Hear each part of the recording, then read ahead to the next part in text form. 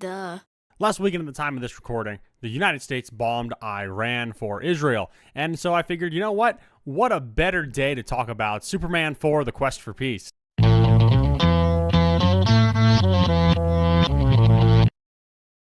Hello everyone, I'm K-Swope, and in this video, like I mentioned, we are going to be reviewing Superman 4: The Quest for Peace. Came out in 1987. It is the last Christopher Reeve Superman film. So that being said, here's how this review is going to look. I'm going to talk about the good things about the movie and then the bad things about the movie. Then we're going to come together and give it a rating. It's going to be on a scale from 1 to 10. 1 being almost as bad as Superman 3, and 10 being Citizen Kane. So hopefully that clears things up for you. And if you haven't already watched my review for Superman 3, please do that now, because I will be referring heavily to not just that review, but also my reviews of Superman and Superman 2, all the Christopher Reeve Superman movies, which you can find in the card. Okay, we got that right up here, actually. There we go, pointing in the wrong direction. Right up there, you can check those out. Again, I'll be referring to them quite a lot, but in the meantime, let's go ahead and dive right in. So the good things about this movie, let's start with this. I think the movie's got a pretty decent message about the media and how the media controls public opinion and things like that, because the Daily Planet gets this new majority investor or whatever who hates how they're running things and wants it to be more sensationalized to, you know, get more hits, ratings, whatever you want to call it, which is more of a problem now, I think, than it was back then, if I were to speculate. So I really like seeing that because it's a really, really good message, and I hate the media like immensely, and so I'm biased. I'm pointing that out right now, and so I of course like seeing that message. It's not very a complex message or anything like that, but it's there, and you know, it's kind of like one of the B plots of the film or one of the subplots. So either way, I thought it was handled pretty decently. I mean, it got some good points across, just some people to, you know, think about, that kind of thing. I also got to point out that this is the first Christopher Reeve Superman film to finally utilize that iconic phone booth suit up, which is, you know, known for Superman doing. And it's so weird that it has not happened in this series until this point, because I don't know about you, but maybe it's a Mandela effect thing. I could have sworn that that would have happened in an earlier Superman film, but no, it does not happen until this one right here. Another thing about this film that makes me oh so happy is that Gene Hackman is back as Lex Luthor. We don't need some cheap knockoff like we did back in Superman 3. And so having him back is great. It's good to see. He's a great actor. And of course, his Lex Luthor is just a really good villain, very good counterpart to Christopher Reeve Superman. So that is great. That is also good. You know what else is good? This film's only an hour and a half long, which I greatly appreciated, because the first 2 Superman films were like 2.5 hours long, and these ones that are far worse, the last 2, are significantly shorter. So I appreciated that. It wasted a whole lot less of my time. Ladies and gentlemen, we are already done with the good section, so let's dive into the bad stuff, and I have a lot of bad things to say. First of all, I mentioned Gene Hackman, okay? Love seeing Gene Hackman in this film. A lot of great things. Here's what I hate, though. Lex Luthor straight up has hair in this. He's supposed to be bald. He's supposed to wear those dumb toupees, whatever, wigs, I don't know. But he has hair. It's never addressed, but it should be, because that's like Lex Luthor's defining like characteristic look. I understand if, you know, they're doing something like they did in the first Superman movie, or Batman vs. Superman, where Batman vs. Superman, Jesse Eisenberg's Lex Luthor got his head shaved, versus in the first Christopher Reeve Superman film, he's wearing a wig, and at the end he does the big reveal kind of thing, although you could probably figure it out beforehand. But either way, yeah, he just has hair. It's just not explained. He just has hair again, and I don't like that. Just as a fan of the comics, I don't like seeing the hair. It's not good. But there's something worse than the hair in this film, and that is, of course, the VFX. Now, I heard someone somewhere at one point say something about why the VFX are bad in this film, and I don't remember what they are, but there's an excuse for why they're so bad. I don't know what that is, but it does not excuse them for being so bad, because I mean, I've talked about the first Superman film, first Christopher Reeves. They had some really, really good VFX that I thought looked really impressive, especially for that time. This film came out, again, 1987, okay? And I can think of some more films that came out between the first Superman movie and this Superman movie that have way better special effects than this one does. So I don't know what happened, but they fumbled hard in the VFX department. Like, it looks bad. But that being said, VFX is very much a post-production thing that people work on. But the other post-production thing that is not excusable is how bad some of the editing is in this film. I feel like some scenes just kind of end abruptly, or someone's line gets cut off prematurely, and it just feels so apparent like they didn't do reshoots, or they didn't do extra takes of the line, you know, to find out which one was better or something. I don't know, but the editing is not good in this film at all. If you just, you know, sit down and you watch it closely to watch the editing, it's very amateurish at best in some points. So, I mean, it's very poorly done. I'll get into some of the more like nitpicky plot related stuff. So first thing that really, really annoys me is there's a scene where the Lex Luthor and his nephew, like Lonnie or whatever I think his name is, Lonnie, something like that. I don't know. We'll talk about him later, by the way. But they steal a hair from Superman that he donated to a museum to make the new Nuclear Man guy, right? This guy that's supposed to fight Superman. And they literally just cut it with, like, wire cutters. Like, not wire cutters, but, like, Jaws of Life chain cutter things. And I'm like, this is Superman's hair we're talking about. And if he's, like, practically then this hair should be a lot harder to cut. So I think that was kind of stupid. That's a really small nitpick because I'm about to get into some other things that are a lot bigger. First of all, the plot of this film largely revolves around Superman basically responding to nukes and him being like, you know what? Nukes are bad. I'm going to go get rid of all the nukes. And that is weird, for one. But for two, they really do not handle it well at all. Because if Superman was getting rid of all the nukes in the world, I'm sure there'd be a bunch of people out there, not just, you know, your money-hungry warmonger type people. There's going to be a lot of people in the world freaking out because, you know, you got this big guy. This is the exact kind of question that, like, Zack Snyder addresses in his DC films. But you got this guy coming in who's, like, super powerful, who's saying, hey, you know what? The best weapons that you have, I'm going to get rid of all of them. And so I would be thinking to myself in this kind of situation, hold up, if he can get rid of the craziest, biggest weapons that we have on Earth, how are we going to stop ourselves, defend ourselves against him if he were to turn on us? Which is a very important question, which is why I like a lot of what Zack Snyder does, because he asks that question, specifically in Batman vs. Superman, which I also did a review for. You can check that out as well. But I know I'm getting off track here. Either way, that is not well handled in this film at all. Everyone just assumes, oh, Superman's a great guy. He's never going to do anything. And they just put way too much trust in him.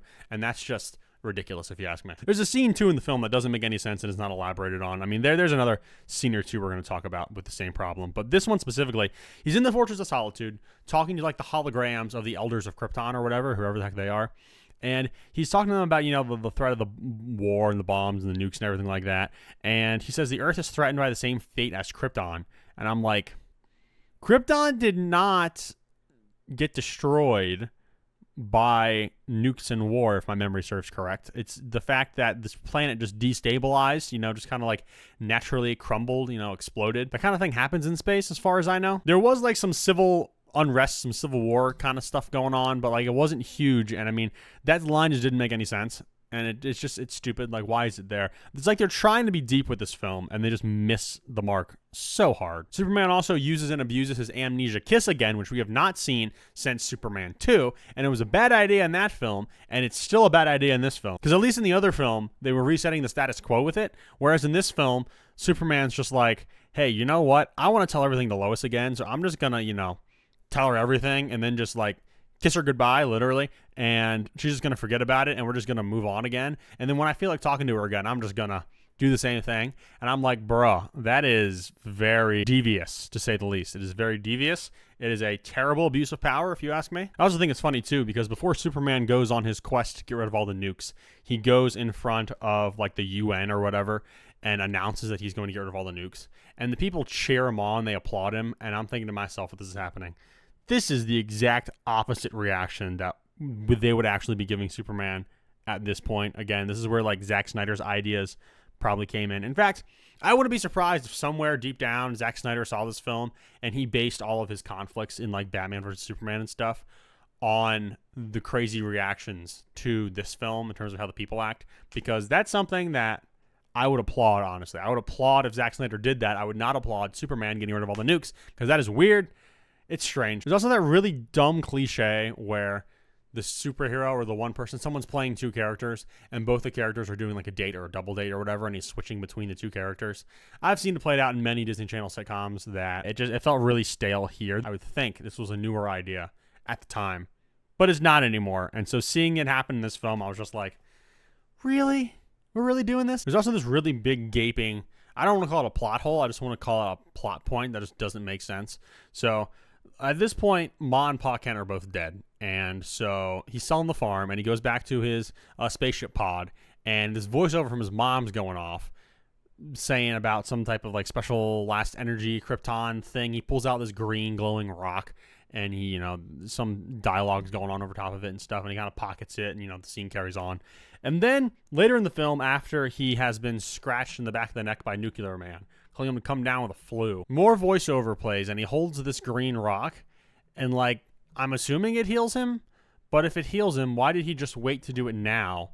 And the green rock is never explained, doesn't make any sense. It's like, how does this thing work? Why is it working? I don't understand it at all. And the whole thing is just so poorly executed, so poorly done. Because this green rock does not do or mean or have any stakes in this film at all. It's literally just a MacGuffin set up in the first 10 minutes of the movie that you always forget about because they never address it until that very moment. And it's just not well made. It's terribly done. It's just so sloppy. I don't know whose idea this was. I don't know how a lot of things in this movie got by, to be honest. I don't know how so many people watched it and just didn't say anything or point out continuity or, this isn't actually executed that well.